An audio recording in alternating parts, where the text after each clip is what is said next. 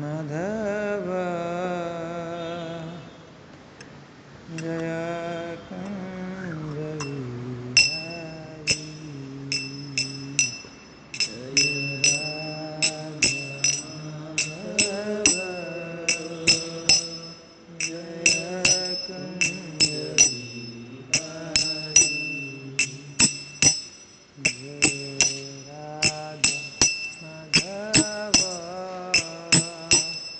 जय कुंज बिहारी जय राधा माधव जय कुंज बिहारी गोपी जना वल्लभ जय गिरिवरधारी जय गिरिवरधारी गोपी जना वल्लभ जय गिरिवरधारी जय गिरिवरधारी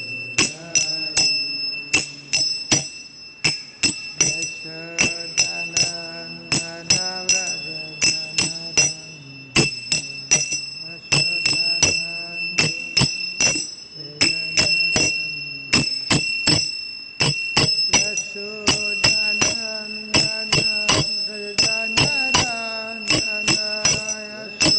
यशोदानंदन व्रजनरंजन यशोदानंदन व्रजनरंजन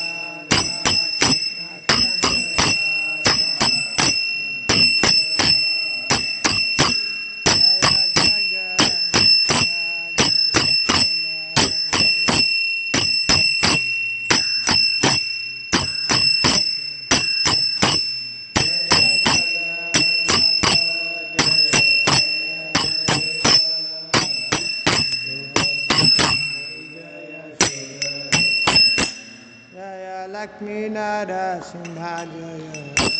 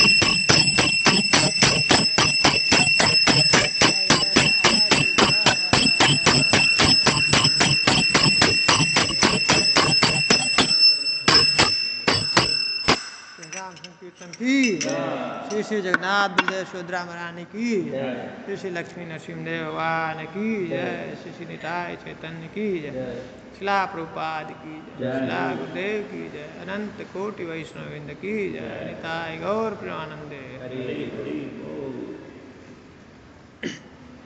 2 मिनट मंगल चरण कर लेते हैं।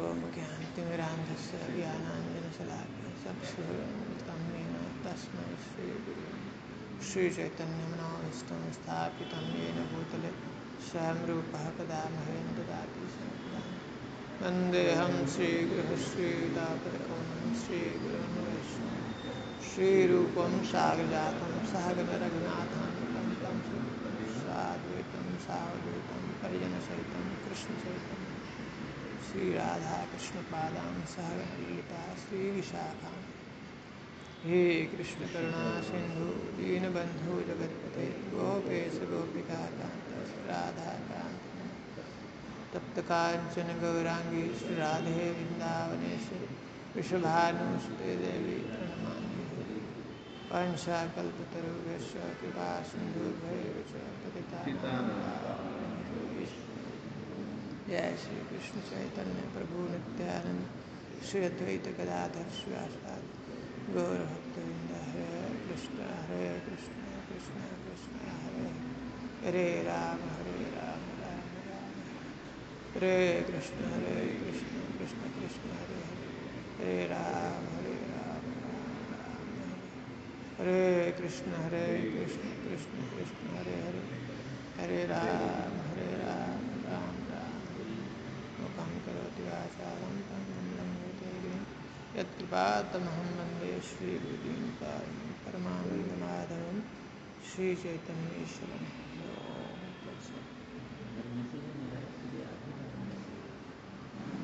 हरे कृष्ण। ऑनलाइन हाँ है लोग 13 पार्टिसिपेंट्स 13 लोग हैं। हरे कृष्णा। सभी लोगों को स्वागत है। आज भक्ति रसायन सिंधु के कौन सा चौथा क्लास कर रहे हैं हम लोग। आज हम लोग भूमिका पढ़ने वाले हैं। हम लोगों ने प्रीफेस को ख़त्म किया, आमुख को। आमुख में क्या क्या पढ़े थे कुछ बताएंगे आप लोग? कुछ क्या क्या समझ में आया था, कुछ याद है?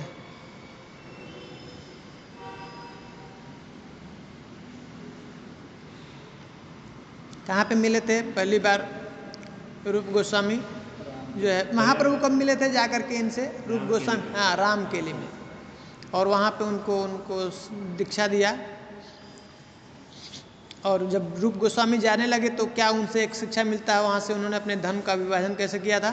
50% कृष्ण उनके मंदिर और भक्तों के लिए, हाँ 25% संबंधों के लिए, 25% अपने निजी आपात। हाँ, ये क्यों करते हैं ऐसा? क्या इससे शिक्षा मिलता है? हम लोग को पिछली बार देखे थे, क्यों ऐसा उन्होंने विभाजन किया?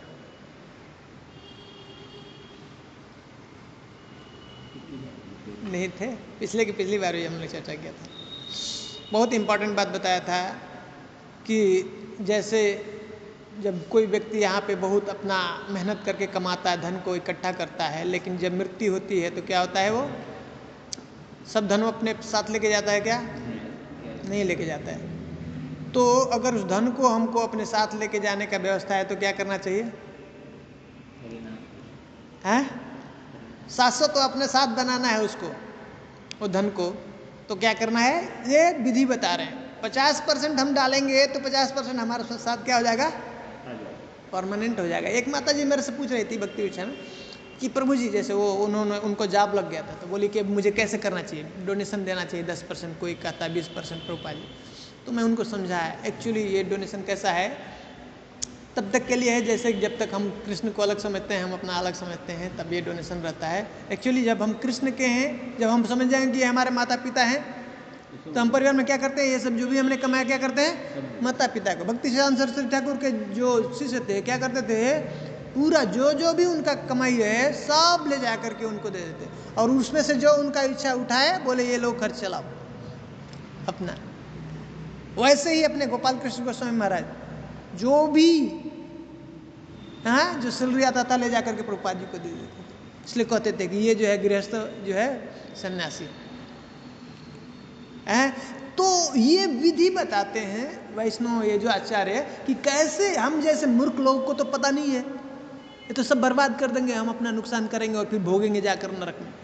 तो उससे बचाने के लिए इस संसार में भी कैसे हम सुखी रह सकते हैं, और वो धन शाश्वत हमारे साथ कैसे रहेगा? अगर हम ये कृष्ण की सेवा में, वैष्णव की सेवा में अगर लगा देते हैं तो हमारे साथ वो आजीवन जीवन पर्यंत जो है हमारे साथ वो धन रहेगा, है ना। और क्या देखा था? एक और कारण देखा था, कुंती महारानी प्रार्थना क्या करती हैं? जन्म ऐश्वर्य सुतः से भी एधमान मदापमान। ये मद का कारण है, बहुत ज़्यादा ये रुकावट है भगवान की भक्ति में। ये जो है धन है, सौंदर्य है, कुल अच्छे कुल में जन्म होना, सुंदरता, ये है ज्ञान, ये सब क्या है? इसका एक बीमारी है। क्या होता है? ऑटोमेटिक ये मद पैदा करता है, अभिमान होता है, रहने नहीं देगा। शक्ति होगी ना तो वो आगे जाके ठोकता है उसके पास, आओ लड़ो। हिरण्यकशिपु के पास में ऐसा हो गया था ना, ताकत हो गया ऐसा उसका हिरण्याक्ष के पास, तो वो सब जगह ढूंढता था कि कोई लड़ने वाला है क्या मेरे साथ। एक बार चला गया था, अंदर चला गया था गर्भ सागर में, वहाँ पे जो है वरुण देव है, वहाँ पे उनको बोल रहा है लड़ने के लिए। बोले मैं बूढ़ा हो गया, क्या लड़के मेरे से। तो वो बोले जा तुम्हारे टक्कर का है व्यक्ति। वो बोला खुश हो गया, वो कौन है? जा तेरा सब जो है ना मार के ढोबड़ा बना देगा।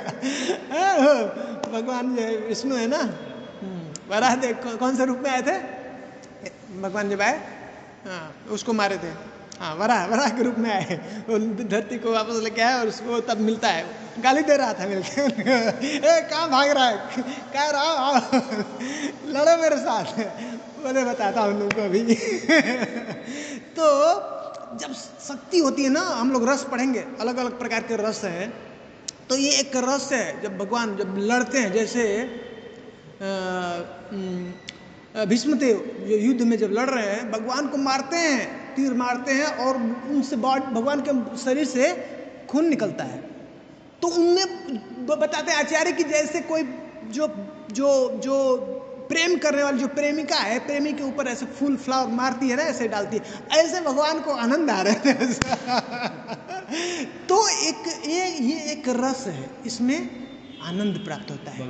उनको भी आता है, भीष्म को भी आता है। भीष्मदेव को भी आनंद आता है। यही तो बात है, ये रस का आदान प्रदान, यही हम लोग पढ़ने जा रहे हैं। हम लोगों का विषय क्या था, हम लोग पिछली बार पूरा जो चर्चा किया था क्या है, रस। और ये क्या है जो हम लोग पढ़ने जा रहे हैं, भक्ति रस अमृत सिंधु चर्चा किया था। तो पूरा रस का ही है, रस को हम लोगों को समझ में आ जाएगा तो हम लोग इसमें डूबेंगे, भक्ति रस अमृत सिंधु में, ठीक है। तो ये एक रस है आदान प्रदान जो एक भक्त और भगवान के प्रति होता है, जिससे भगवान भक्त जो है भगवान को प्रसन्न करने की कोशिश करते हैं, और जैसे ही भगवान प्रसन्न हुए हमारे कार्य से, तुरंत उसका रिस्पांस उसको मिलता है। किसको?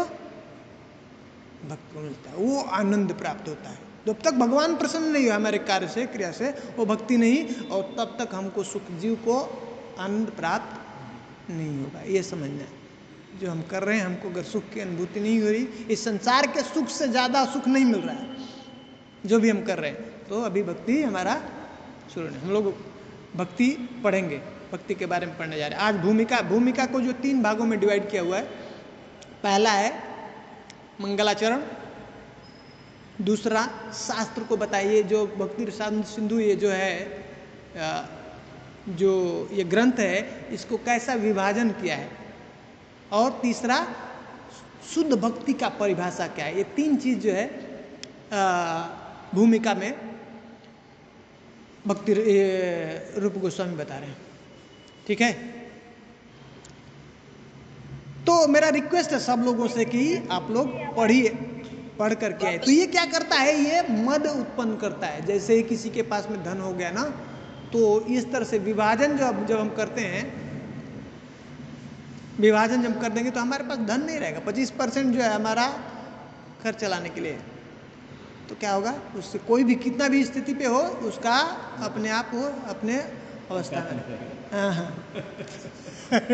डाउन रहेगा, उसको नहीं होगा। तो बचा लेते हैं भगवान। और सबका मूल यही बात है। कहती हैं कुंती महारानी कि ये होता है ना, तो जैसे भगवान का हमको सरेंडर होना चाहिए, हृदय से प्रेम से भगवान का शरणागति होना चाहिए, वो होने नहीं देता है।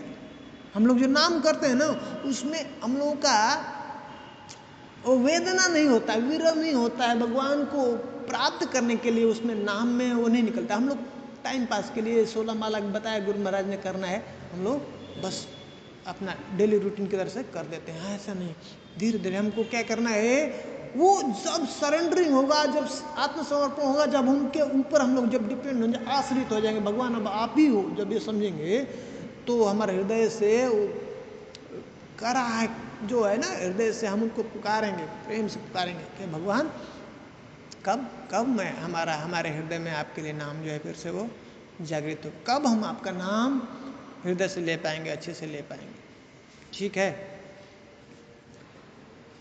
तो कहते ये इनके पास में, जिनके पास में ये रहता है ना, मद रहता है, वो लेने नहीं देता भगवान को, वैसे हृदय से वो प्रेम से नाम नहीं लेने देता है, बाधक है, रुकावट। बहुत ज़्यादा इसका प्रॉब्लम है। फिर हम लोगों ने क्या देखा था, महाप्रभु ने क्या सिद्धांत स्थापित किया जब उन्होंने जो है दीक्षा दिया उनको, रूप गोस्वामी सनातन गोस्वामी को। वो हाँ, थोड़ा जोर से बोलिए माता जी। प्रभु जी आवाज कट रही है बहुत। आवाज कट रहा है?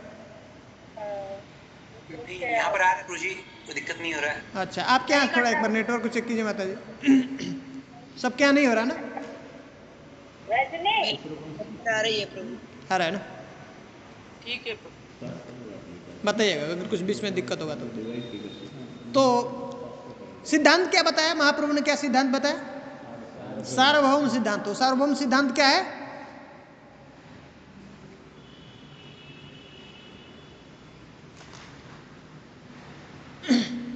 सार्वभौम सिद्धांत ये पढ़ना है, पढ़िए। अभी मैं आगे से पूछूंगा नहीं, नेक्स्ट टाइम से आप लोगों से पूछूंगा कितने लोग आप पढ़े हैं, कितने लोग रिवीजन किए हैं। नहीं तो क्या होगा, ये इतना सुंदर चीज़ है, अगर पढ़ेंगे नहीं तो जो है रस का आस्वादन नहीं कर पाएंगे, बहुत लेट होगा। मैं बार बार बोल रहा हूँ, इसको सिर्फ परीक्षा में पास होने के लिए, उसके लिए ऐसे नहीं पढ़ना है। हमारे साथ में आप लोग जो है ऐसा, वो जो कुछ भी हम लोग जो चर्चा कर रहे हैं उसका आनंद ले सकते हैं, रसास्वादन कर सकते हैं। हाँ, तो जो हम डिस्कस करते हैं उसको जाके पढ़ना है, और कल क्या पढ़ने वाले हैं उसको रिवीजन करके आना। आप लोग उसको आनंद ले सकते हैं, अच्छे से समझ सकते हैं, और फिर डाउट हो सकता है तो पूछ सकते हैं। ठीक है। फिर मैं क्या पूछूं, पूछने का फायदा नहीं। हाँ, तो सिद्धांत स्थापित क्या करते हैं, बताते हैं कि यहाँ तक कि कोई नीच कुल में जन्म हुआ है, उसको यवन के कुल में भी जन्म हुआ है, लेकिन उसको अगर कृष्ण का सिद्धांत पता है, कृष्ण तत्व का ज्ञान है, तो वो उस जो ब्राह्मण कुल में जन्म हुआ है लेकिन वो भगवान का भक्त नहीं है, उसको कृष्ण का विज्ञान पता नहीं है, तो उससे वो श्रेष्ठ है। ठीक है, ये स्थापित किया उन्होंने, किया ना, बताया ना, उनको गोस्वामी के पद पे पहुंचाया ना, जो मुस्लिम का जो जाकर के राजा का सेवा कर रहे थे, जिनको कि समाज से बाहर बहिष्कृत कर दिया गया, लेकिन महाप्रभु उनको कृपा किए और कृपा करके उनको कहाँ तक क्या पोजीशन दे दिया, गोस्वामी का। तो ये जो हम लोग पढ़ने जा रहे हैं, जो हम लोग फॉलो कर रहे हैं, ये किसका है, पढ़ाई किसका शिक्षा है, महाप्रभु का शिक्षा है। उसको, उनकी शिक्षा को रूप गोस्वामी जाकर के पहली बार कहाँ पे मिलते हैं, महाप्रभु से प्रयाग में। तो वहाँ पे 10 दिन, वो कौन से घाट पे मिलते हैं, दशाश्वमेध घाट, हैं। तो वहाँ पे 10 दिन शिक्षा देते हैं उनको, और वो शिक्षा को ही जो है 18 सालों लगाए इसको लिखने के लिए, रूप गोस्वामी। सोचिए, भक्ति रसामृत सिंधु को, हैं, हाँ, हम लोगों के लिए समझाने के। प्रभुपाद जी कहते हैं स्पेशली मैं अपने भक्तों जो इस काम के हैं उनके लिए ये चीज़ लिख रहा हूँ, तो हमको इसको अच्छे से पढ़ना है। सब ये बहुत स्पेशल बुक है, लॉ बुक है। प्रभुपाद जी कहते हैं लॉ है, इस काम का क्या है, लॉ बुक है। अब कोई भी चेक करना है ना, धारा हम लोग चेक करते हैं ना, अभी हम लोग आगे पढ़ेंगे इसके बारे में। प्रभुपाद जी बोले धारा के हिसाब से चलेगा इसमें धारा है, हाँ? क्योंकि ये भक्ति रसामृत सिंधु है ना, सागर है, और सागर में क्या होती हैं, लहरें होती हैं, और धारा चलता है, हैं? इसलिए इसमें क्या है, धारा है। लोग पढ़ेंगे अभी, जब इसका विभाजन पार्ट है उसमें बताएंगे कैसे इसको विभाजन किया है। ठीक है, वो समझ में आ गया। और फिर आगे भक्ति का क्या मीनिंग, क्या है भक्ति का मीनिंग, अर्थ, ये सब आएगा। बार बार मैं इसको रिवाइज कर रहा हूँ, 3 बार 4 बार हो गया। प्रीति पूर्वक सेवा, आप लोग पढ़ेंगे ना तो आप लोग को एग्जाम के टाइम में पढ़ने की ज़्यादा जरूरत नहीं पड़ेगा, ऐसे ही लिख देंगे। ठीक है, भक्ति रस क्या है,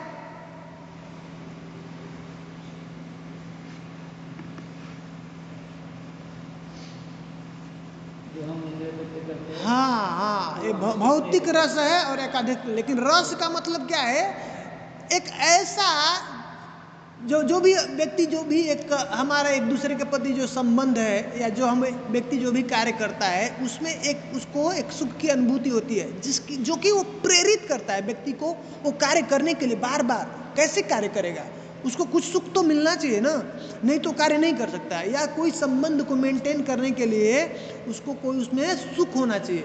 उस संबंध में अगर उसको सुख नहीं मिलेगा तो संबंध मेंटेन नहीं करेगा। जिस दिन उसका मन मुटाव होता है, फिर अब बस है नहीं, अब फिर आगे उसको नहीं, उसको मेंटेन करता है। तो वो रस जो व्यक्ति को प्रेरित करता है वो कार्य को बार बार करने के लिए, या वो जो संबंध है इस संसार में, उसको क्या कहते हैं, रस कहते हैं। लेकिन भौतिक रस को हम लोग देखा, भौतिक रस और आध्यात्मिक रस। भौतिक रस के बारे में क्या हमने देखा, क्या प्रॉब्लम है, कोई बताएगा? हरे कृष्णा प्रभु। हाँ माता जी। भौतिक रस क्षणिक है प्रभु, अशाश्वत है। आध्यात्मिक रस शाश्वत है। बहुत अच्छी बात माता जी ने बताया। भौतिक रस क्या है, क्षणिक है, थोड़ी सी देर में खत्म होता है, क्षीण होने लगता है, खराब होने लगता है कोई भी रस ना। और लेकिन इसके बदले में आध्यात्मिक रस, ये भौतिक रस कैसा, इस भक्ति रस कैसा है, शाश्वत है, वो कभी खत्म नहीं होता, परमानेंट है। जो भी रस हमने, जो थोड़ा भी रस हमने कमा लिया, उसका आस्वादन कर लिया, वो हमेशा रहेगा, वो कभी खत्म नहीं होगा। दूसरा,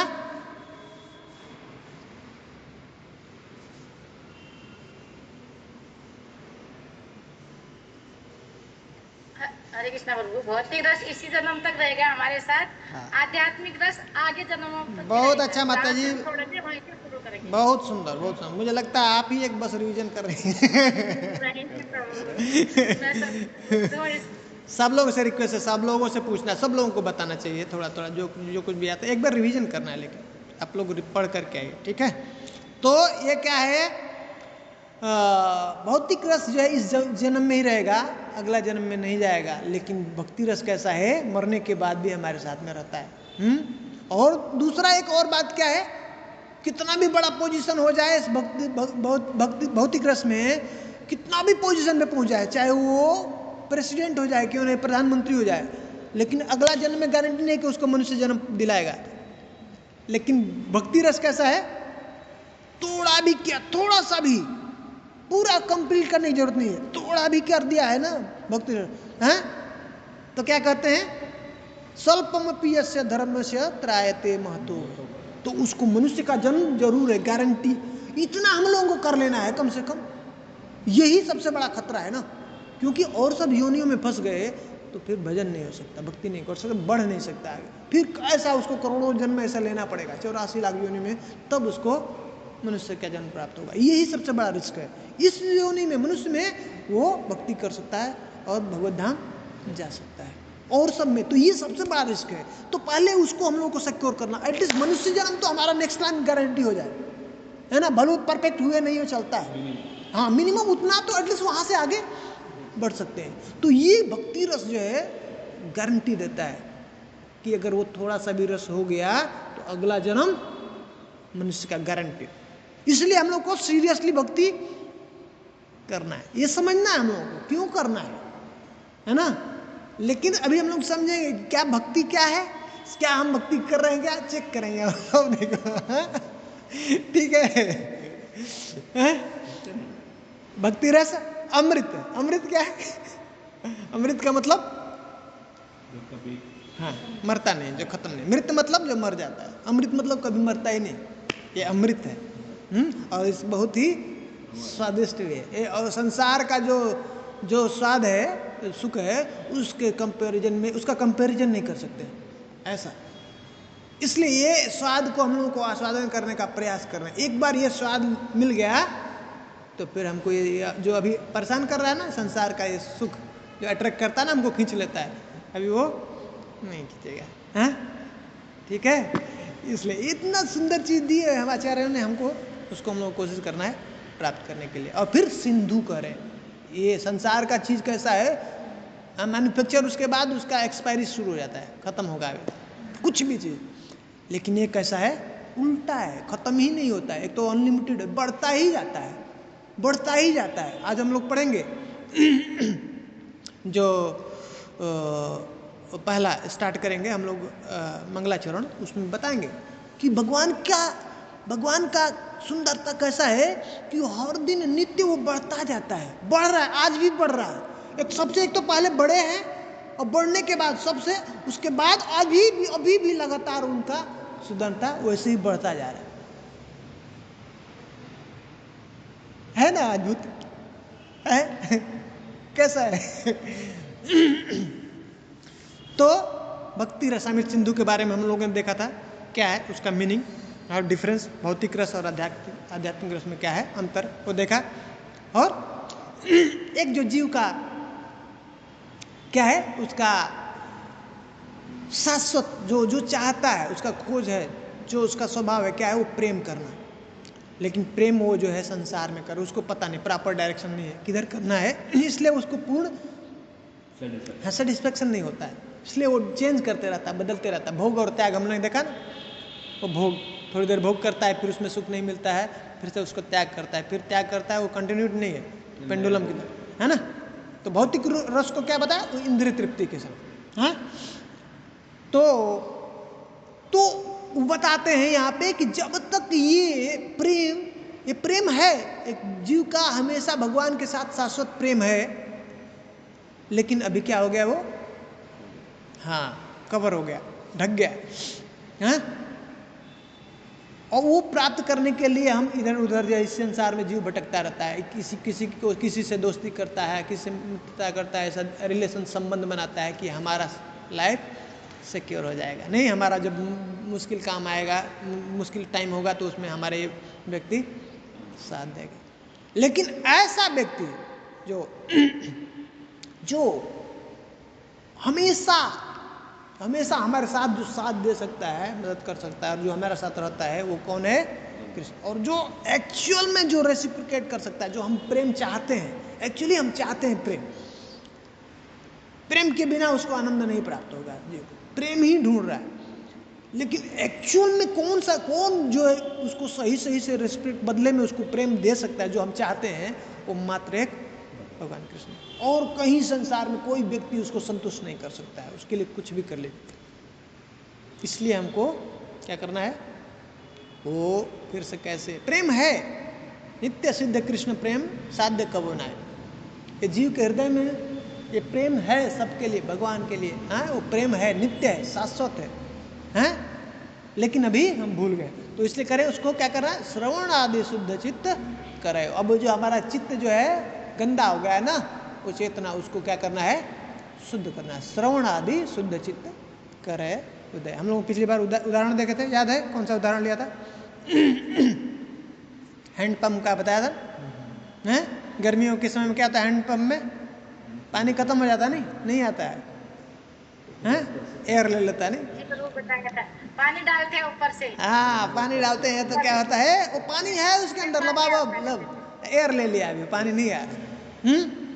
तो वैसे ही जब श्रवण आदि ये जब श्रवण करते हैं, भगवान के बारे में नाम लेते हैं, श्रवण करते हैं उनका कीर्तन, तो ये पानी इधर से डालते हैं उसके अंदर, काम से जब जाएगा तो जो वैकुंठ है ना, अभी वो क्लियर हो जाएगा, शुद्ध हो जाएगा हमारा। एक भगवान कहते हैं ना, हाँ, महाप्रभु अपना शिक्षाष्टक में क्या कहते हैं? चेतो दर्पण मार्जन। ये चेतना रूपी दर्पण है हमारा, वो क्या होगा? अभी धूमिल हो गया, उसको मार्जन करना है, उसको शुद्ध करना है। तो श्रवण आदि शुद्ध चित्त करे। जैसे ये शुद्ध हो जाएगा तो ये हमारा प्रेम हृदय में वो क्या हो जाएगा?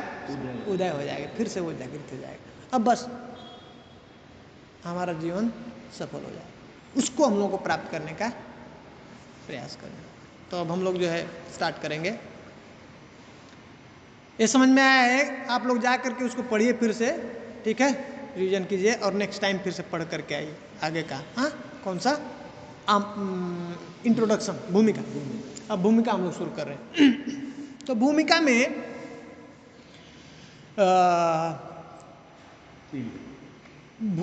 में हाँ, 3 भाग हमने देखा। 3 भाग में इसको तीन चीज़ों के बारे में डिस्कस कर रहे हैं रूप गोस्वामी। पहला मंगलाचरण, दूसरा शास्त्र का विभाग, वो जो ग्रंथ जो भक्ति रसायन सिंधु का कैसे विभाजन किया है वो, और तीसरा भक्ति, शुद्ध भक्ति क्या है उसका परिभाषा।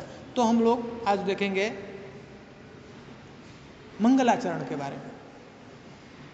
तो मंगलाचरण ये बहुत ही इम्पॉर्टेंट पॉइंट है। इससे बहुत बड़ा इम्पॉर्टेंट हम लोग को लेसन सीखना है कि ये जो भी विषय है जो हम लोग चर्चा कर रहे हैं, हमारी इंद्रिया क्या है? इम्परफेक्ट है, अपूर्ण है, हाँ, शुद्ध नहीं। तो अभी हम जो बोलेंगे बताएंगे वो क्या होगा? वो भी अशुद्ध होगा, इम्परफेक्ट। तो परफेक्ट नॉलेज नहीं होगा। जब तक हम परफेक्ट ज्ञान नहीं सुनेंगे तो क्या होगा? हम परफेक्ट नहीं होंगे। तो उसके लिए आचार्यों से कैसा है?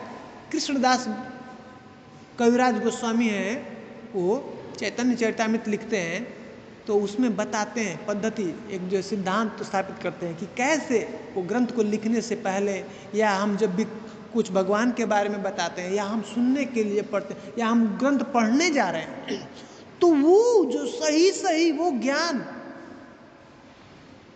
जो कृष्ण ने दिया है, जो आचार्य ने दिया, उसको हम कैसे सही से समझें, या हम कैसे उसको सही से बताएं, वो ठीक एज इट इज, उसके लिए हमको क्या करना है?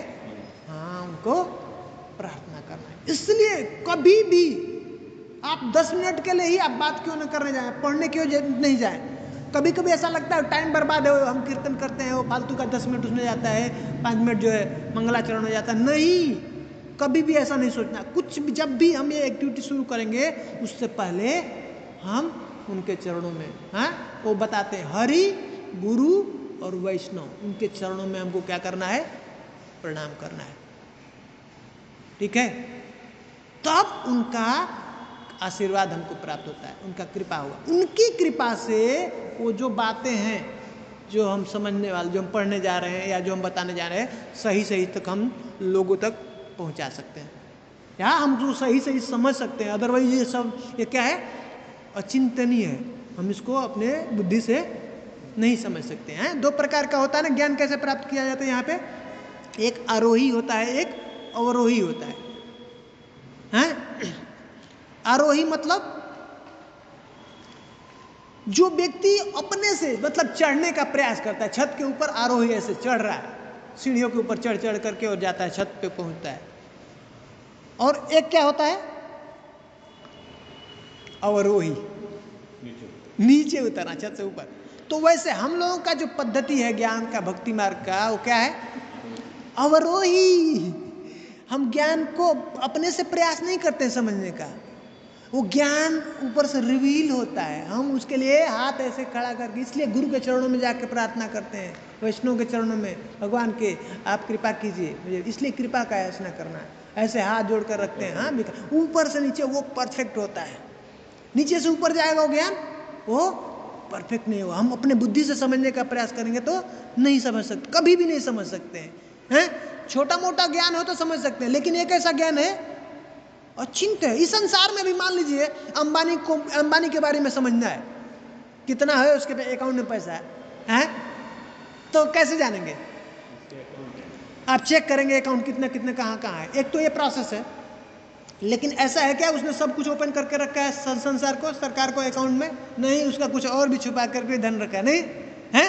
हम लोग भी रखते ना चोरी का तो वो सब एग्जैक्ट अगर वो पता करना हो तो उसके नीचे कौन है जो सब संभाल के रख रहा है, और या फिर उसी से अगर ऐसा संबंध हो जाए, हैं, वो किसको बता के रखता है? उसका जो खासा बीवी को बीवी को सब पता है, नहीं तो प्रेम जो करता है जैसे उसको सब पता है क्या है, तो उसको उससे जाके पूछेंगे तो वो बता दे, अरे ये भी इधर में रखा है, यहाँ पे भी है, वहाँ पे भी है, वो सब एग्जैक्ट बता देगा। नहीं, उसी तरह से अगर कृष्ण के बारे में जानना है, कृष्ण के ज्ञान के बारे में जानना है, समझना है, तो हम क्या अपनी बुद्धि से समझ सकते हैं? हाँ, अनलिमिटेड है। तो उनको जानना है, उनको समझना है, उनकी बातों को समझना है, तो क्या करना है हमको? हाँ, उनका प्रिय, उनके जो प्रिय हैं उनके पास जाना है, उनसे हमको भिक्षा करना है, हाँ, प्रार्थना करना है उनके चरणों में जा करके, तब वो हमको वो ज्ञान प्राप्त हो सकता है, वो हम समझ सकते हैं, जान सही सही, ठीक ठीक। इसलिए कह रहे भक्त्या माम अभिजानाति यावान यश्चास्मि तत्वतः, मुझे भक्तों के अलावा और कोई नहीं जान सकता। ज्ञानी और योगी ये क्या करते हैं? अपने ज्ञान से वो भगवान को जानने का प्रयास कर, इसलिए वो कभी भी सही सही नहीं जान सकते हैं। समझ रहे? भक्त जो है क्या करता है? उनका चरण का आश्रय, बस हमको कुछ नहीं पता है, आप जो है आपके कृपा, भगवान की कृपा के ऊपर, तो भगवान कब छुपाएंगे कैसे? अभी सब इसको दे देते हैं। समझ में आया? इसलिए हमको क्या करना है, जब भी ये कार्य करेंगे अपने जीवन में, तो हम उनको गुरु हरि वैष्णव हैं उनके चरणों में प्रार्थना करना, कृपा कीजिए हमारे ऊपर। हाँ, गुरु की कृपा के बिना ये भक्ति में हम लोग आगे नहीं बढ़ सकते, एक डेग आगे नहीं चल सकते, पूरा उनके कंट्रोल में, ये जानना पहले, ठीक है? बहुत लोग बोलते हैं ना गुरु की क्या जरूरत है, नहीं, हाँ, वो प्रिय हैं, बहुत प्रिय हैं भगवान के, उन्होंने पूरा जीवन अपना भगवान के लिए समर्पण किया है, भगवान उनके लिए क्या हो जाते हैं? ऋणी हो जाते हैं। तो गुरु जो भी कहता है, जिसको रिकमेंड कर देता है, कृष्ण स्वीकार करते हैं उसको, ठीक है? इसलिए हमको गुरु के चरण में प्रार्थना करना है। गुरु वैष्णव का देखिए मूल सिद्धांत है भक्ति में, कृष्ण को, गुरु को प्रसन्न करना, तो वैष्णव को निरादर नहीं करना हमको, हाँ, तो भगवान प्रसन्न नहीं होंगे, हमारा सब कर किया हुआ सब व्यर्थ हो जाएगा, ये ध्यान देना। तो जो भी हम सेवा करते हैं, मूल सिद्धांत क्या होना चाहिए? कैसे हम हाँ, वैष्णव को, गुरु को, कृष्ण को प्रसन्न कैसे हो, वो गोल होना चाहिए हमारा। ठीक है, हम हो सकता है बहुत परफेक्ट हैं, हाँ, बोल सकते हैं क्या कर रहे हो तुम सेवा उसको ठेस नहीं होना चाहिए, उसको दुख नहीं होना चाहिए, ये ध्यान देना भक्ति में, हैं? ठीक है, ये इंपॉर्टेंट बात है। बहुत कई बार हम लोगों को ऐसा होता है भक्ति में, हम जब सेवा करते हैं बहुत सारा ऐसा इंस्ट्रक्शन आता है, कुछ लोग ऐसा बोलते हैं, हमको दुख होता है, कभी कभी या तो हमको पोजीशन ज़्यादा मिलता है तो कभी कभी हम किसी को ऐसा बोलते हैं। तो ये याद रखना चाहिए हमेशा कि हमारा जो भी कार्य हो उससे उनको, हाँ, कृष्ण हमको देखना है, कृष्ण प्रसन्न होंगे क्या ये मेरे कार्य से जो मैंने किया, ये ध्यान देना हमारे जीवन में, जो भी जब भी कार्य करें, ये मूल चीज़ है, कृष्ण को प्रसन्न करना। ठीक है, तो इसको कहते हैं कि तीन से ही मंगलाचरण है त्रिविध प्रकार, इसमें 3 प्रकार जो है बताए मंगलाचरण। हाँ, मंगलाचरण। अब उसमें मंगलाचरण में क्या किया क्या कहते हैं, वस्तु निर्देश, नमस्कार और आशीर्वाद। क्या है, पहला वस्तु निर्देश, दूसरा नमस्कार और फिर आशीर्वाद। वो जो है कृष्णदास कविराज गोस्वामी जो है बता रहे हैं, जब चैतन्य चरितामृत लिखते हैं उसमें, नमस्कार और आशीर्वाद। तो वस्तु निर्देश क्या है, जब भी मान लीजिए हम आज चर्चा करने जा रहे हैं कोई विषय के बारे में या कोई ग्रंथ लिखने जा रहे हैं, तो ग्रंथ का जो उद्देश्य क्या है, उसमें जो मैटर क्या है, सब्जेक्ट मैटर क्या है, वो किसके अंदर आता है, वस्तु निर्देश के अंदर। जो जो जो मैं बताने जा रहा हूँ, आज हम चर्चा करने जा रहे हैं, तो हम लोग भूमिका आज पढ़ने जा रहे हैं, उस भूमिका में क्या क्या चीज़ हम लोग चर्चा कर रहे हैं, एग्जैक्ट पता होना चाहिए। जो शास्त्र हम जो लिखने, ग्रंथ लिखने जा रहे हैं, वो क्या आपको दिखाएगा, बताएगा, क्या उद्देश्य क्या है उसका, वो होना चाहिए। ये साइंस है। साइंस मतलब आप ये करोगे रिजल्ट यही मिलेगा, दूसरा नहीं रिजल्ट आना चाहिए, तो साइंस नहीं है वो। इसलिए जनरली लोगों को भक्ति के बारे में पता नहीं, सेंटिमेंट है, ये भी भक्ति है, वो भी भक्ति है, ये भी भक्ति नहीं। भक्ति का कर रहे हो सही तो इसका रिजल्ट यही आएगा, ये आएगा, ये साइंस है, विज्ञान, समझ रहे हैं, अलग नहीं होगा। भक्ति कर रहे हो तो उसका सिम्टम्स है, लक्षण। हम लोग आगे जा कर के पूरा भक्ति रसामृत में पढ़ने वाले सब बताया कि ऐसा करोगे तो ऐसा आएगा ही, साइंस है। ठीक है, ये नहीं आ रहा है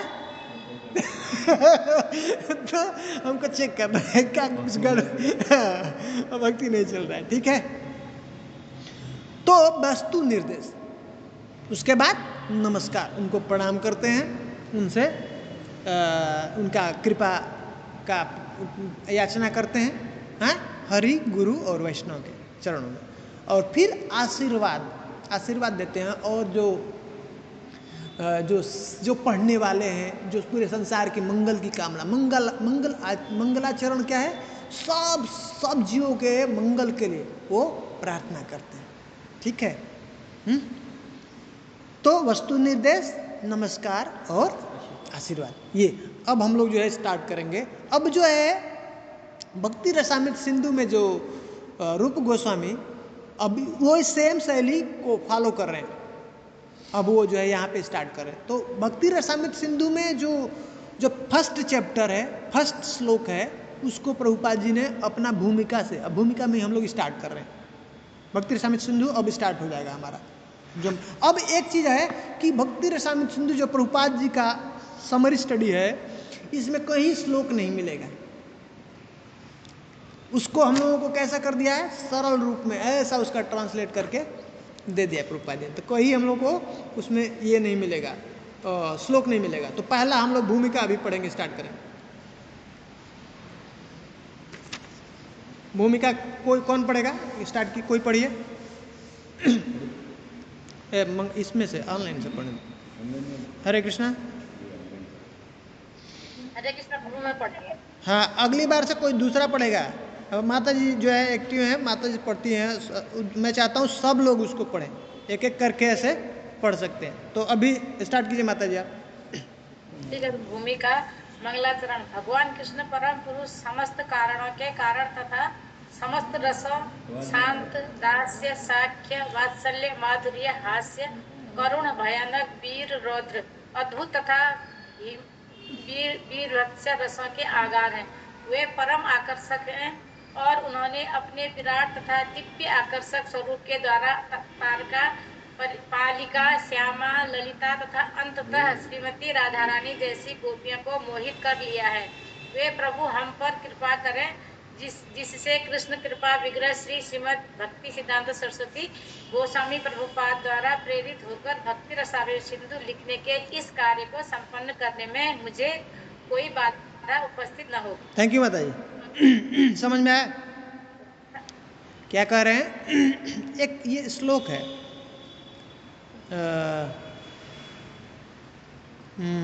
भक्ति रसामृत सिंधु का पहला श्लोक है। क्या कहते हैं? अखिल रसामृत सिंधु, अखिल रसामृत मूर्ति, पहला ये श्लोक है। वो मैं देखता हूँ, इसको लेकर के आप लोगों को ग्रुप में मैं इसको डालता हूँ, आप लोग पढ़ सकते हैं, उसको देख सकते हैं और फिर वहाँ से हम लोग उसके बारे में समझने का प्रयास करेंगे। प्रभुपाद जी उसका मीनिंग बताते हैं। अभी मैं ना उसको व्हाट्सअप कर रहा हूँ, व्हाट्सअप ग्रुप में डाल रहा हूँ।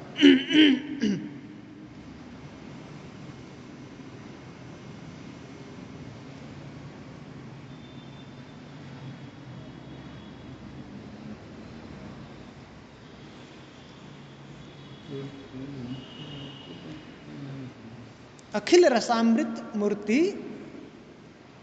ये जो है कौन है? कृष्ण है। हैं? नहीं नहीं डाल दो।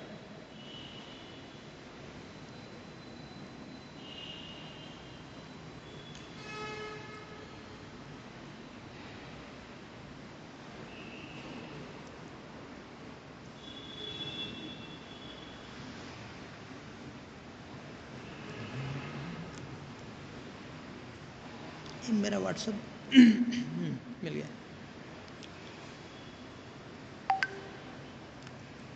हाँ, पहला लाइन हमने डाला है, अभी दूसरा लाइन डालता हूँ। अखिल रसामृत मूर्ति हैं, प्रसिमर रुचि रुद्ध तारका पाली, कलित श्यामा ललितो राधा प्रयाण विधुर जयति। ये पहला श्लोक है भक्ति रसामृत सिंधु। इसी को प्रभुपाद जी यहाँ पे मंगलाचरण में अपना स्टार्ट कर रहे हैं, इसमें उसको उसका व्याख्या कर रहे हैं, बता रहे हैं उसको। तो कह रहे हैं इसमें सबसे जो इम्पोर्टेंट पॉइंट है विधुर जयति। विधुर, विधुर का मतलब क्या है? विधुर का बहुत सारा मीनिंग है और वो इंडिकेट करता है मात्र कृष्ण को। वो कौन है? सिर्फ वो विधुर फिट किसके ऊपर होगा? सिर्फ कृष्ण और दूसरा के ऊपर नहीं। उसी तरह से अखिल रसामृत मूर्ति, ये किसको बोलेंगे? सिर्फ कृष्ण को और कोई नहीं दूसरा। ठीक है? तो विधु का मतलब एक तो जो जिनके वक्षस्थल पे क्या है? कौस्तुभ धारण किए हुए हैं वो। लेकिन ये तो विष्णु भी हो सकते हैं, है ना? विष्णु भी धारण करता है ना। हाँ, सब जो भी विष्णु अवतार हैं, इन सभी क्या है? सबके वक्षस्थल पे क्या होता है? कौस्तुभ है। तो ये इसका एक मीनिंग है। लेकिन अब क्या कहते हैं, एक और मीनिंग है इसका विधु का, कि वो विधुनोति, हमने पढ़ा ना, विधुनोति मतलब कहते हैं ना, भगवान कृष्ण का, हाँ, जब हम लोग कीर्तन करते हैं, कथा सुनते हैं, भागवतम में बताते हैं ना, तो क्या करते हैं? वो हमारे हृदय में आकर के, हृदय अंतस्थ ही अभद्राणी, जो भी हमारे अंदर की गंदगी है उसको क्या करते हैं? विधुनोति सुहृद सताम। धुनोति मतलब धुनना, उसको है बोला धुन देंगे। वैसे ही स्पेशली जो धोबी जैसे पटक के कपड़े को धुल देता है ना, साफ कर, विधुनोति, कंप्लीटली उसको स्पेशल रूप से उसको जो धुलाई कर देता है, वो कौन करता है? उस तरह से जो जीव के समस्त उसके हृदय के अंदर जो उसका दर्द है, दुख है, जो कष्ट है, उसको पूरी तरह से खत्म कर देगा। हैं? वो कौन है? कृष्ण, परम कृष्ण। और सर्वाकर्षण, सबसे जो सबको जो आकर्षित करने वाले, वो कौन है? मात्र कृष्ण, ये बात समझना है, और कोई नहीं, विष्णु नहीं। कृष्ण है, वो स्वयं को भी आकर्षित करते हैं,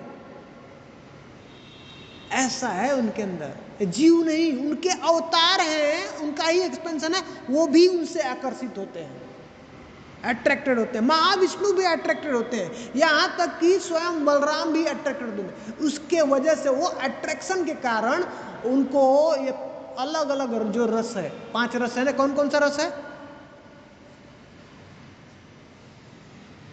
सहंत दास, सखा, वात्सल्य, माधुर्य। हाँ, ये 5 रसों में भगवान जो है, बलराम जी जो है, इनका भगवान का, कृष्ण का सेवा करते हैं। क्यों? वो अट्रैक्ट करते हैं, इतने अट्रैक्टिव हैं सब उनके। इसलिए जब भगवान स्वयं आते हैं तो उनके अंदर सब अवतार होते हैं।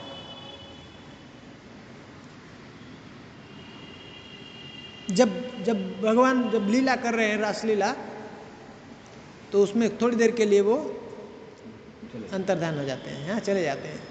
तो बीच में जब ढूंढ रही होती गोपियां, तो बीच में कौन मिलता है उनसे? महाविष्णु मिलते हैं। वो उनको कुछ कोई अट्रैक्शन नहीं होता है, उनसे पूछते हैं कृष्ण को देखेगा कि इधर हमारे कृष्ण किधर है? और एक बार जो लीला है, कृष्ण लीला, उसमें पढ़ेंगे, जो एक ब्राह्मण है और उसके 7 बच्चे मर गए हैं, छोटे छोटे, जैसे बच्चा होता पैदा होता मर जाते हैं। तो बहुत जाकर के वो ब्राह्मण गाली देता है कृष्ण को, क्या तुम्हारा कैसे राजा हो? तुम्हारे राज्य में, मतलब राजा अगर, प्रजा को कोई दुख नहीं होना चाहिए। पहले कैसा सिस्टम था, कलयुग के पहले, कि अगर पिता जिंदा है ना तो बच्चा मरना नहीं चाहिए, ये सिस्टम था। अभी कैसा, अगर वो मर गया, इसका मतलब कोई राजा का प्रॉब्लम है, उसको जो रूलिंग कर रहा है ना, कुछ गड़बड़ है, तुरंत पहुंच गया वो उनके पास में, तो बहुत गाली देने लगेगा। वो बैठे हुए थे यज्ञ में, तो अर्जुन वहीं पे थे, बोले क्या हो गया? अरे मैं हूं ना, मैं चलता हूँ, संभालता हूँ, देखता हूँ कौन कैसे बच्चे को आपको लेके जाते। बहुत सारा उसके ऊपर पूरा कवर कर दिया, अपना जिधर वो थे, और बच्चा होने वाला था, आया फिर से वापस बच्चा गया। अब ये बोले थे, प्राण किए थे, मैं अगर नहीं बचाया, रक्षा नहीं किया, तो मैं अपने जान की आहुति दूंगा। अभी बोले तू बहुत बोल रहा था क्षत्रिय है, क्षत्रिय, अभी किधर गया तुम्हारा क्षत्रिय? ये सब होने लगा। फिर भगवान गए उसको बचाने के लिए। तुमको कौन बोला था ये सब प्रण करने के लिए? तो उनको ले करके भगवान ढूंढने के लिए गए, सब जगह पे गए, यमलोक में, यमपुरी में, किधर है वो, इधर बच्चा। बाद में कहीं नहीं मिला, फिर उसको पार करके ब्रह्मांड, और कहाँ पे, जहाँ पे महाविष्णु है, वहाँ पे महाविष्णु सब बच्चों को संभाल कर रखे थे। बोले वे क्यों ऐसा किया? मुझे आपको देखने का इच्छा था।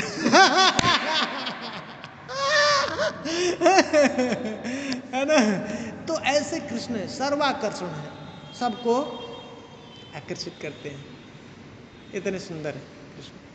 ठीक है, हम लोग क्यों नहीं लोग करते हैं आकर्षित?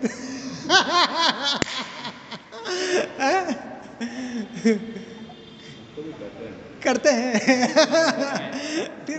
फिर भी तो हम लोग इधर उधर भटके हुए, जाने की क्यों नहीं कोशिश करते हैं? तभी तो इधर आया नहीं है। अच्छा, तो असमर्थ हैं, उनके समान कोई नहीं है, भगवान के समान। स्वयं को कैसे आकर्षित हैं? अपने को भी वृंदावन जो है, एक बार कोई बार आता है ऐसा, उनका वो वहाँ पे थे ना, द्वारका में थे ना, एक बार ऐसे पत्थर वहाँ पे चमक रहे हैं सब, उसी में एक दिन उनका चेहरा दिख गया, तो बोले ये कौन इतना सुंदर व्यक्ति है? और एक बार तो शीशे में उनका अपना दर्पण देख रहे थे, तो हट ही नहीं रहा था, तो राधा ने देखा, बोले ये क्या कर रहे हो? हैं, तुम देखने लगोगे अपने को तो हमको फिर देखोगे ही नहीं। इतना सुंदर है कृष्ण। क्योंकि वो सुंदरता उनकी नित्य बढ़ती रहती है ना, आज वो कल है अभी और बढ़ता जाता है। तो ऐसा नहीं कि हमको देखते हैं ना लोग फेड होता है वो वही है, बूढ़ा होता जाता है हम लोग, तो अरे रिंकल आता रहता है, क्या है कोई मतलब नहीं है, उनका ऐसा नहीं है।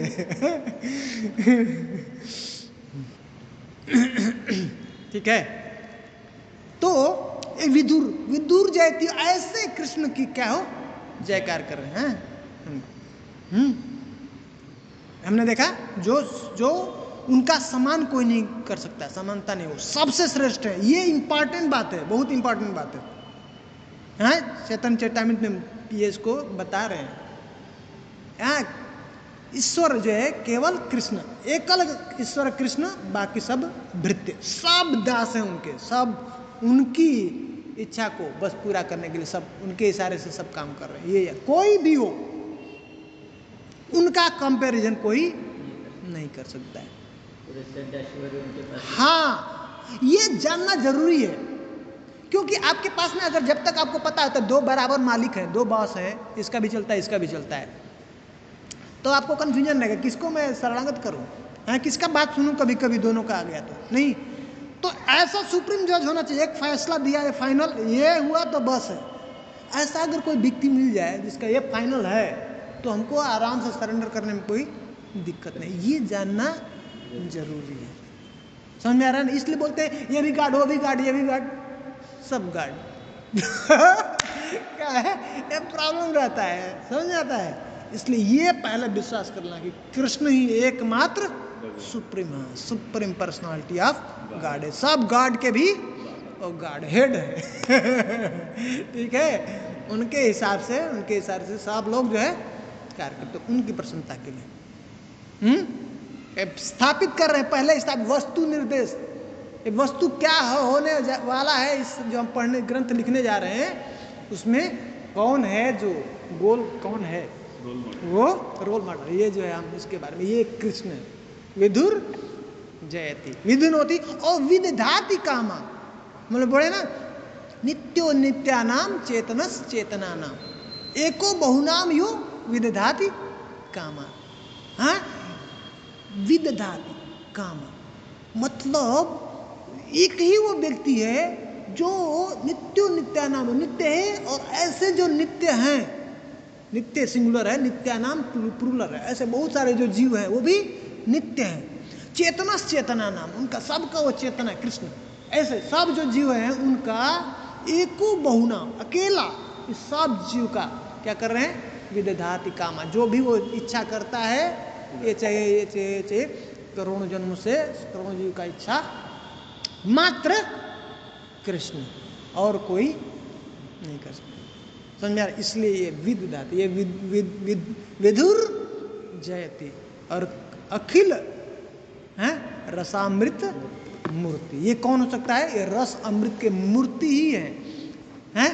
हम लोग बोलते हैं ना अभय चरणारविंद, बोलते हैं ना, ये क्या कहते हैं, ये इनको कृष्ण कृपा मूर्ति प्रभुपाद जी को बोलते हैं ना। ये क्या है, क्यों बोलते हैं हिज डिवाइन ग्रेस, क्यों बोलते हैं? क्योंकि कृष्ण की पूरी कृपा है। हाँ, वो जो कृपा, वो रूप है, मूर्तिमान स्वरूप है उस कृष्ण की कृपा के, इसलिए उस कृपा को हमको बांट रहे हैं।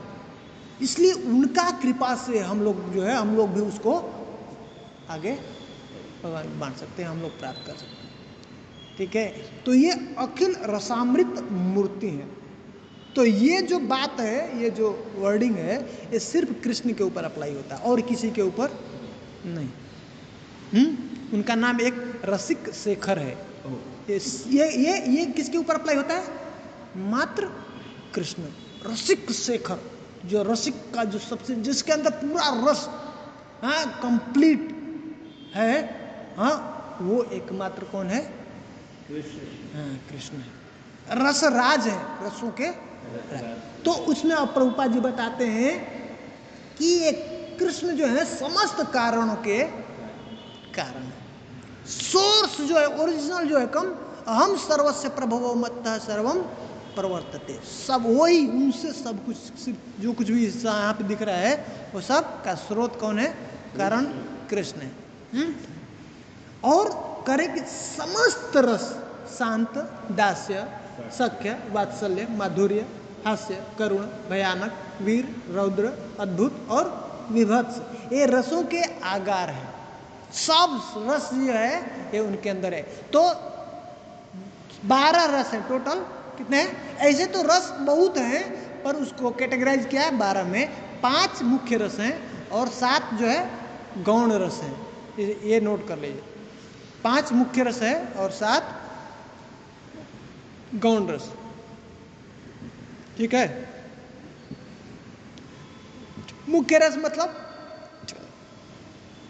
मुख्य और गौण रस में क्या डिफरेंस है?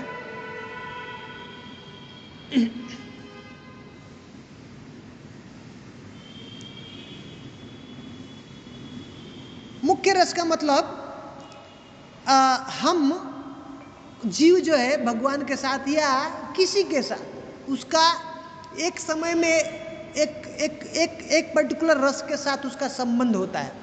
जैसे एक व्यक्ति है तो उसका माता पिता के साथ कैसा है? वात्सल्य। माता पिता के बच्चे के साथ कैसा संबंध है? वात्सल्य का। पति के साथ कैसा है? माधुर्य है। उसी तरह से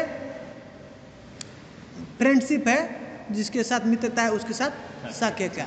अब कहीं किसी के पास में हम कोई हमसे बड़े हैं, बुजुर्ग हैं या कोई हमारे बॉस हैं, तो उनके साथ दास्य का है। और कभी कभी शांत। तो ये रस प्रोमिनेंट होता है, ये मेंटेन रहता है। हम पूरा लाइफ रहते हैं तो हमारा वाइफ के साथ वैसे ही संबंध रहता है ना, हम उसी संबंध में रहते हैं, नहीं जनरल मोस्टली। तो ये प्रोमिनेंट है 5 रस, इसलिए इसको क्या कहते हैं? ये मुख्य रस है। ठीक है। और उसके बाद क्या होता है? ये 7 गौण रस है। गौण रस, तो ये गौण रस क्या करते हैं? ये मधुरता को बढ़ाने के लिए 5 जो रस हैं, मुख्य रस हैं, उसमें उसको और स्वादिष्ट करने के लिए, उसको और इंटेंसिफाई करते हैं, उसके लिए ये 7 रस है। कभी कभी हम लोग गुस्सा भी होता है ना, और कभी कभी थोड़ा ये माधुर्य रस को बढ़ाना है तो मस्ती करते हैं ना, मजाक करते हैं, नहीं है? हास्य रस, तो हास्य रस है। फिर कभी कभी करुण है, कभी कभी भयानक, कभी कभी जो है बच्चे मस्ती भी करते हैं, नहीं। वीर रस है, तो वीर रस में हमने देखा ना, एक्चुअल जो रस है, जो भीष्म पितामह हैं, उनका जो ओरिजिनल जो अस्थाई भाव है, स्थाई रस है, जो जो जो भगवान के धाम में है, और पार्थसारथी उनको बहुत अच्छा लगता है, उनका जो स्वरूप वो लड़ाई का।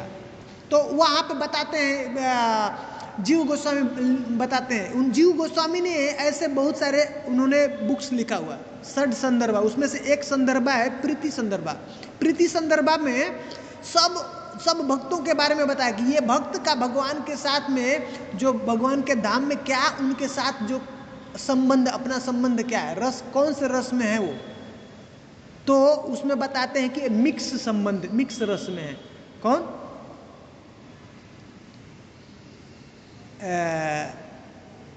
भीष्म पितामह, उनका रस क्या है? शांत रस है और दास्य रस है, मिक्स है। लेकिन यहाँ पे हम लोग देखते हैं जब युद्ध हो रहा है, यहाँ लड़ाई हो रहा है, तो उसमें क्या है? थोड़ी देर के लिए हम लोग देखते हैं कौन सा रस आता है उनका? रस आता है वीर रस, ये गौण रस है। ठीक है। तो भगवान की प्रसन्नता के लिए इसको और मधुरता उसको बढ़ाने के लिए क्या करते हैं? ये जो हेल्प करता है तो 5 रसों को इंटेंसिफाई करने के लिए ये जो है गौण रस होता है। और ये जनरली ज़्यादातर गौण रस कहाँ पे होता है? आध्यात्मिक जगत में नहीं होता है। कहाँ पे है? भौतिक जगत में। इसलिए भगवान को जब लड़ने का मन करता है तो कहाँ आते हैं? अपने भक्तों को लेके आते हैं, इधर चलो उधर लड़ाई करेंगे। उधर किससे लड़ाई करेंगे? ठीक है। तो ये भौतिक रस में जनरली देखने को मिलता है गौण रस। कभी कभी कुछ रस वहाँ पे गौण रस मिलता है, लेकिन मोस्टली जो है ये गौण रस भौतिक जगत में देखने को मिलता है। ठीक है। तो कह रहे हैं क्या? वो भगवान परम आकर्षक हैं, बहुत ही सुंदर हैं। हाँ? अगली बार मुझे याद दिलाएगा तो उसके बारे में चर्चा करेंगे। आज मैं ये पॉइंट को बता के क्लोज करूंगा। अगली बार याद दिया कि क्यों हम लोग क्यों आकर्षित नहीं कर पाए, हम क्यों नहीं आकर्षित हैं, हम क्यों नहीं मतलब अट्रैक्ट हो रहे हैं कृष्ण के प्रति, उसके बारे में हो सकता है चर्चा करें। तो अब भगवान इतने सुंदर हैं। प्रसिमर रुचि रुद्ध तारका पाली। प्रसिमर मतलब क्या है, दिन प्रतिदिन ये जो क्या है उनका भगवान की सौंदर्य बढ़ रहा है, और उस सौंदर्य इतना उनका सौंदर्य है कि उसकी वजह से ये दो गोपियां हैं, प्रसिमर रुचि रुद्ध तारका और पाली, ये दो जो है गोपियों का नाम बता रहे हैं, तारका और पाली। पालिका और तारिका जो है दो गोपियां हैं जिनको भगवान अपनी सुंदरता से क्या करते हैं, उनको आकर्षित करते हैं, अट्रैक्ट हो रही हो। ठीक है, इतना हर दिन बढ़ रहा है भगवान का आकर्षण, ये जो सौंदर्य बढ़ रहा है, जिसके सौंदर्य की वजह से वो आकर्षित होती हैं। ये आकर्षित करता है ना, हम लोग देखें ना, किसी के पास में बहुत ज़्यादा धन है तो आकर्षित करता है नहीं और किसी के पास सुंदरता है तो वो भी भगवान का सामने देखा ना, भगवान के पास में हम वो परिभाषा दिया है ना, वो परशर मुनि क्या है, किसी को पता है? हैं? षड ऐश्वर्य है भगवान के पास 6 ऐश्वर्य, हाँ। उनके पास पूर्ण रूप से। हाँ, पूर्ण रूप से क्या क्या है, कुछ याद है? हाँ, धन, बल, सुंदरता, हाँ त्याग, हाँ, वैराग्य। हाँ वैराग्य, बहुत सुंदर। ज्ञान। तो ये सब कंप्लीट है उनके अंदर ना। 100%। तो मैं आप लोगों को एक और चीज भेज रहा हूं,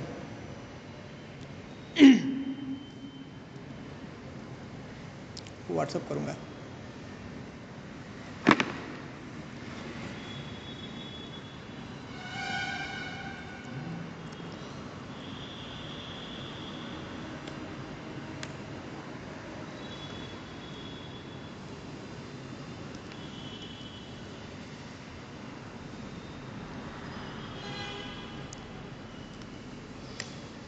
नेक्स्ट टाइम से कोशिश करूंगा ये प्रेजेंट करने के लिए, उसमें मुझे टाइम लग जाता है, मुझे बनाने नहीं आता है, ये पीपीटी ना बहुत टाइम लगता है। तो ये गोपियों के बारे में जो है 10 गोपियां हैं, मुख्य गोपियां हैं, उसके बारे में बताया गया है। इससे आप लोगों को जो हम लोग आज चर्चा अभी करने जा रहे हैं समझ में आ जाएगा। ठीक है, इसका ट्रांसलेशन लिखा है 10 मोस्ट प्रोमिनेंट गोपी है। इसमें से अभी हमने पढ़ा ना तारका और पाली, तो इसमें 10 गोपियां, गोपाली, पालिका, धन्या, विशाखा, अन्या, धनिष्ठा, राधा, अनुराधा, सोमभा, तारका, दशमी तथा, ये 10 जो है गोपियां, मुख्य गोपियां हैं, उसके बारे में the 10 most prominent gopis. Gopali है जो चंद, अब क्या है, अभी देखिए मत, मैं अभी बताता हूँ, फिर उसके बाद देखिएगा। अब भगवान के जो राधा रानी है ना, ऐसे ये सखियां हैं, इनके अलग अलग सखियां हैं। तो मेन जो सेंटर है राधा रानी है, और राधा रानी के अब जो जितने गोपियां हैं ना, इसको कैटेगराइज किया गया है, अलग अलग इनका भी ग्रुप है, एक गोपियों का ग्रुप होता है। तो कोई एक निम्न स्तर की गोपियां जो दूर होती हैं डिस्टेंस, हाँ, और एक जो है गोपी करीब होती है, जो पास में इंटरेक्ट करती है राधा रानी से, और एक राधा रानी की कैटेगरी के जैसे कुछ जो है गोपी है, मतलब जो मैच्योर है ऐसा। तो उनको एज के हिसाब से, कर्म के हिसाब ऐसे उनका जो ड्यूटी है उसके हिसाब से अलग अलग से उनको कैटेगराइज किया है, डिवाइड किया है। तो इस तरह से तारका और पाली जो है ये क्या है, दूर की है, ये इसलिए इनको भगवान आकर्षित करते हैं तारका और पाली को। लेकिन तारका जो है ये सखी कैसी है, ये भगवान, ये जो है राधा रानी के पक्ष में है, और एक जो है गोपियां हैं राधा रानी के विपक्ष में भी है। ये 3 ग्रुप है, एक सपक्षा जो राधा रानी के पक्ष में है, और एक विपक्षा जो राधा रानी के विपक्ष में है, फाइटिंग चलती है उनके अंदर है। और राधा रानी का जो कंपटीटर कौन है, चंद्रावली। तो चंद्रावली के साइड में है ये पालिका, ये बता ना, यहाँ पे अभी बता रहे हैं, अखिल रसामृत मूर्ति प्रसिमर रुचि रुद्ध तारका पाली। तो तारका कौन है, और राधा रानी के साइड में पक्ष में, और पालिका कौन है? चंद्रावली के साथ। ठीक है, मैं भेजा हूं, उसको पढ़िएगा, उसमें डिटेल सब कुछ लिख दिया है। और फिर अब मैं बताता हूं दूसरा क्या है, कलित श्यामा ललितो। अब ये श्यामा और ललिता क्या है? हैं? हाँ, हम लोग ललिता सखी को जानते हैं ना, ये जो है उनसे उच्च सखी है, मिडिल लेवल पे। और जब बात करते हैं राधा प्रयाण विधुर जयती, इसके पहले जो कंपेयर किया दो सखियों का, गोपियों का नाम बताया, तारका पाली बताया, फिर उसके बाद ललिता और श्यामा के बारे में बताया, लेकिन उसके बाद तीसरा ग्रुप में जो है क्या बोलते हैं, राधा प्रयाण विधुर जयती। यहाँ पे और दूसरा सखी का नाम नहीं लिया, क्यों? दूसरे गोपी का नाम लिया, सिर्फ एक गोपी का नाम लिया, क्यों ऐसा?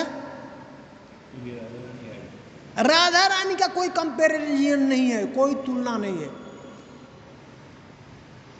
इसलिए उनके साथ कोई किसी का समन्वय नहीं। ये जैसे कृष्ण का कोई कंपैरिजन नहीं, कोई तुलना नहीं, उसी तरह से श्रीमती राधा रानी का कोई किसी भी स्थिति में किसी भी प्रकार से, इसलिए राधा और कृष्ण सेम है, कोई अंतर नहीं। और यहां पे क्या कहते हैं कि ये तारका और पाली को अट्रैक्ट करते हैं, आकर्षित करते हैं, ललिता और श्यामा को क्या करते हैं, भगवान स्वीकार करते हैं, लेकिन श्रीमती राधा रानी को, उनको प्रसन्न करने का प्रयास करते हैं भगवान, उनको खुश करने का काम करते हैं।